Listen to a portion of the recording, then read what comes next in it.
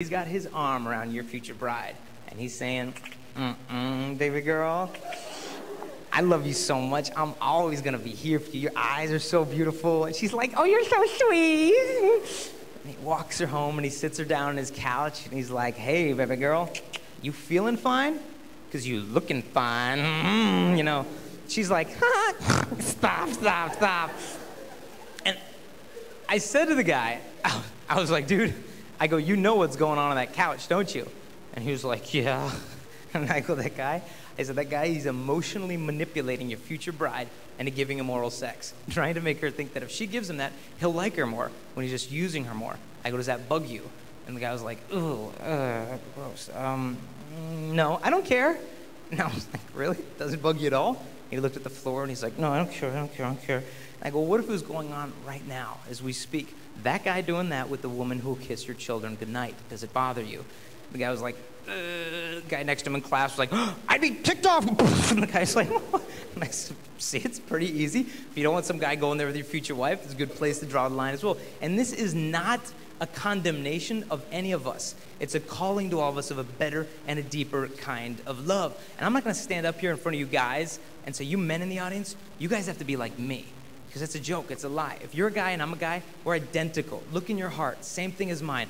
There's this desire to lust after girls, but then there's this desire to properly love a girl at the same time, and there is a tension. But I want you girls to realize the guys you're sitting next to, we've all been lied to about manhood. We've been lied to at some point in the locker room that, dude, if you want to be a man today, dude, you got to get some from the girls. Because if you get some with ladies, dude, you're the man. But think about it, get some from a girl.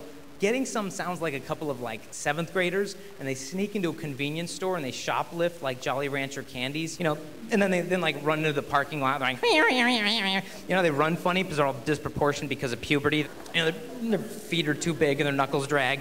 And then, you know, they get into the parking lot and then they hide behind a dumpster and they pull the candy out and they're like, I got a red one and a grape one. Whoop, a grape one. Did you get some? Did you get some? And you notice the same mentality. Dude, you get some with that chick? Dude, you sexually conquer that girl? Because if you emptied of her innocence, you robbed her purity, dude, you're the man because you emptied the girl. And we know that this is totally missing the point of manhood. I don't get my manhood by emptying a girl. I get my manhood by denying myself for love of a girl. But how is a guy supposed to sacrifice himself for a girl? Well, to be honest, the reason, honestly, why I always confused love with lust in high school is because the influence in my life back then of the pornography. And the thing is that when the teenage girls find out that teenage guys struggle with the pornography, it's not that the girls are all mad at us.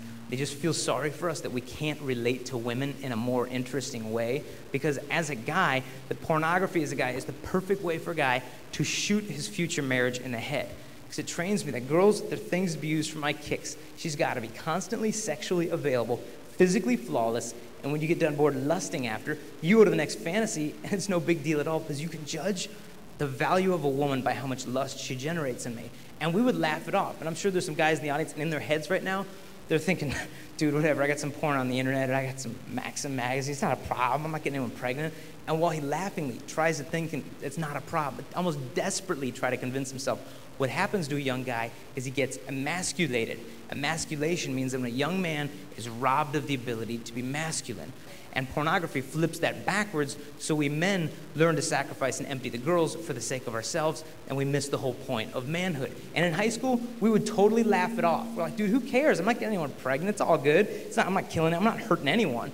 We'd have no clue what we were looking at. You know, Pamela Anderson, the big supermodel for, out in Los Angeles, you know when she first posed for Playboy and she started crying?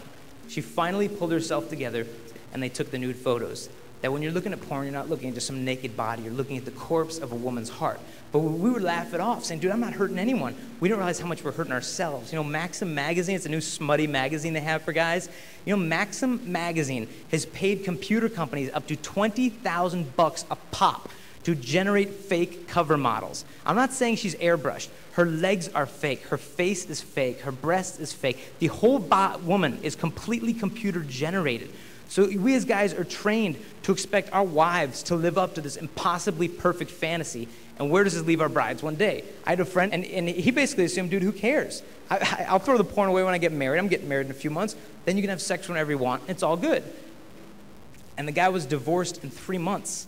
All that he did was transfer the fantasies of lust from the porn onto his bride, and the marriage is done as soon as it began. So if you think you're gonna get married as a guy and you have the porn, ask yourself one question. Ask yourself, dude, is my bride's body, is it worth waiting to see? Or is she frankly not even worth waiting to see? Because if I can trash the porn tonight, I'm training myself in faithfulness before I ever even meet that girl. Having come with me from San Diego is my fiancée, Kristalina, so please give her a warm welcome. Come on up, hon.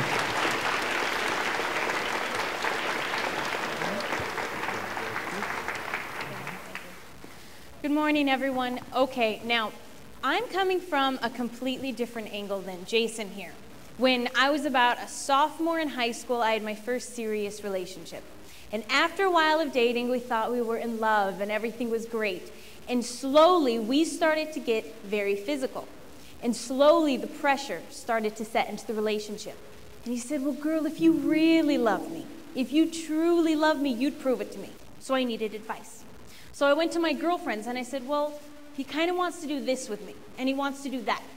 And they said, well, if you aren't doing this with him and if you aren't doing that with him, then I mean, well, what's wrong with you? Everybody's doing it. You love him, right? And I thought, well, yeah, I love him. They said, well, then what's the problem?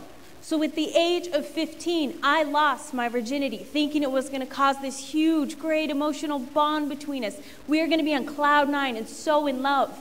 And in all actuality, it eventually destroyed any love in the relationship, and all respect was just thrown out the window.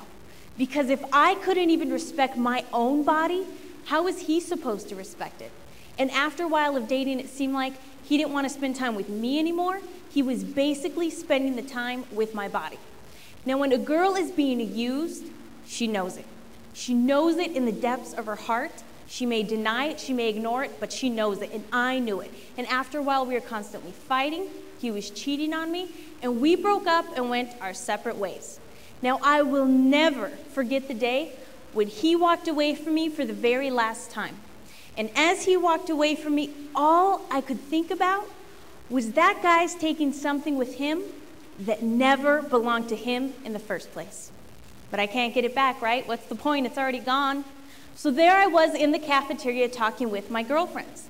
And I came to this conclusion, okay, if a guy can date me for about 6 months without sleeping with me, then he must love me. Then I'll sleep with him. And I think now 6 months? 6 months is the price that I put on my body?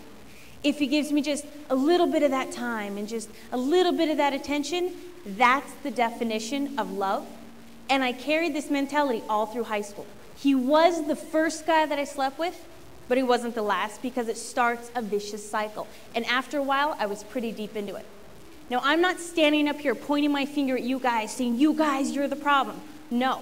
I happen to believe that you guys will be as much of a gentleman as we ladies require.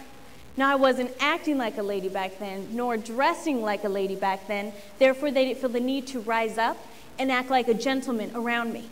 And what seems to happen sometimes is that girls will give guys sex for the sake of getting the love from them. And guys will give girls the love for the sake of getting the sex from the girls. And it can go both ways. Now, with this lifestyle, I got into the partying, I got into the drinking, I got into the clubbing. You name it, I was into it. And granted, at the time, yeah, I thought it was a lot of fun. It was very attractive, and I know what that's like. But I also know what it's like to wake up the next day when that party's over, when those friends are gone, and when I was there by myself. And I remember waking up thinking, I can't believe I did that last night. I hope I don't have to see his face in the hallway at school on Monday. What if he tells everybody what we did last night? What if I'm pregnant? What am I going to tell my mom? What if I have a disease now? What am I going to do? All of these things constantly going through my head. And the night before, my friends would always say to me, oh, it's all fun and games. Don't worry about it. It's not a big deal. But I can promise you and stand up here today and say, the next morning, the fun and games was over. And I woke up hating myself, and I woke up with nothing but disgust and regret. And I knew deep in my heart, it wasn't worth it. There was a girl that came up to me after one of our talks,